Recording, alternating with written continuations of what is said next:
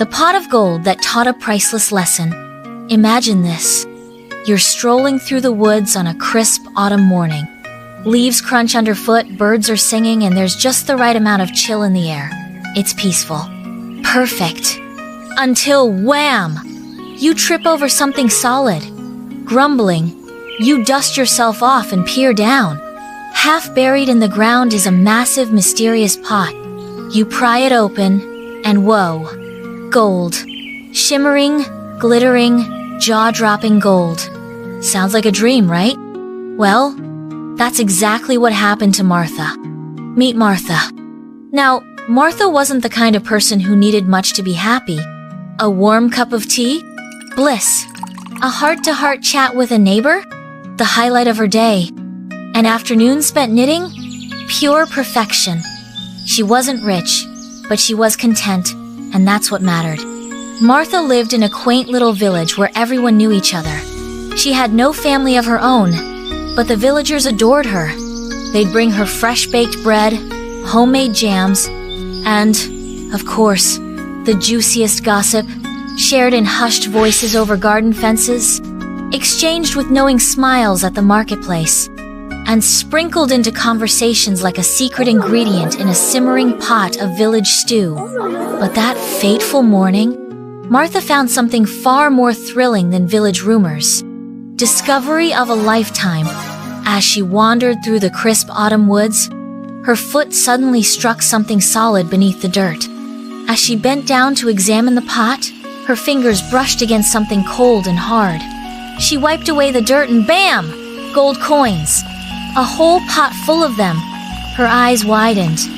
Oh, my stars. Is this a joke? Am I about to be the punchline of some elaborate prank? She looked around, half expecting a cheeky villager to leap out from behind a tree, cackling. No one. Just her and the pot of gold. She clapped her hands. A fortune. Imagine a big house with a grand fireplace, a rocking chair that doesn't squeak, and maybe even a cat named Sir Whiskers.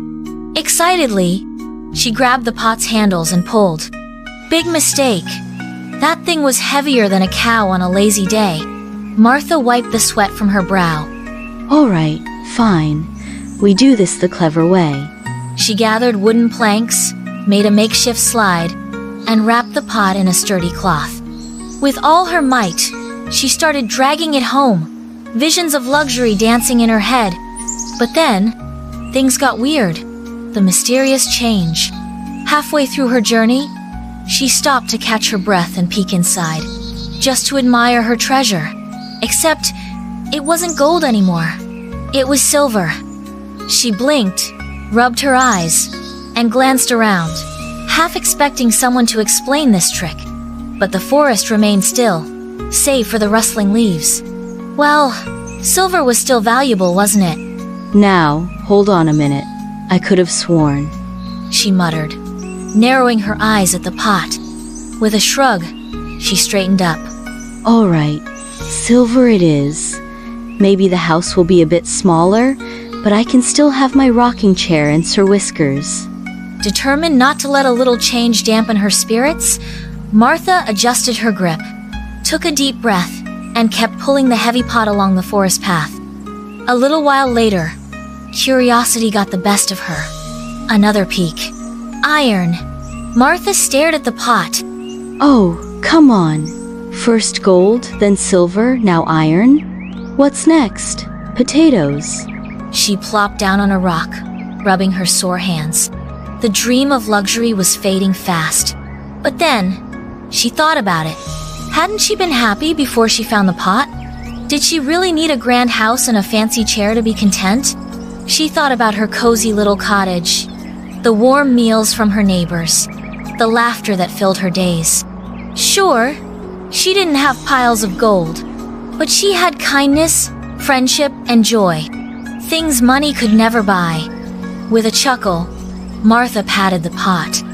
Well, you sure gave me a good workout, but I think I'll stick to my old rocking chair. A priceless lesson. And with that, she left the pot in the woods and walked home, feeling lighter than she had all day. That evening, as she curled up by the fireplace, wrapped in her favorite shawl. She felt a warmth that had nothing to do with the fire. She had learned a valuable lesson. Happiness isn't about what you have, it's about how you see life. And so, Martha remained the happiest woman in the village, not because of wealth, but because of her grateful heart. What did you learn from Martha's story? Tell us in the comments. And don't forget to like, share, and subscribe for more inspiring tales. Until next time, keep shining bright with Tail Tweak.